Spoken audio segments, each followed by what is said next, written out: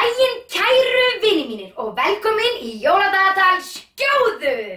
Eða sko, þetta náttúrulega Jóladagatal hurðarskellis á Skjóðu, en ég bara ein í dag, svo ég má bara eiga þáttinn. Velkomin í Jóladagatal Skjóðu.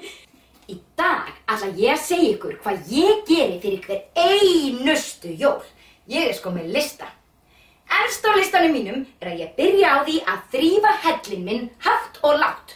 Í öðru lagi þá baka ég piparkökur og í þriðja lagi þá skreyti ég allt og set meðal annars upp fallegt jólakrem með litríkum ljósum sem að lýsa mér leiðina inn í jólahátíðina.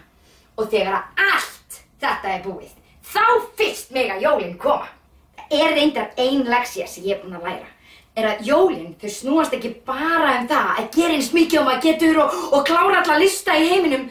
Heldur snúast þau líka það að njóta jólana og njóta þeirra sem manni þykir vænt og það eiginlega mikilvægast held ég. En ég búin að semja þetta heilt jólalag og nú ætla ég að kynna ykkur fyrir glænýja jólalaginu mínu. Haldið þið séu tilbúin og haldið þið að þið getið lært nýja dansinn minn.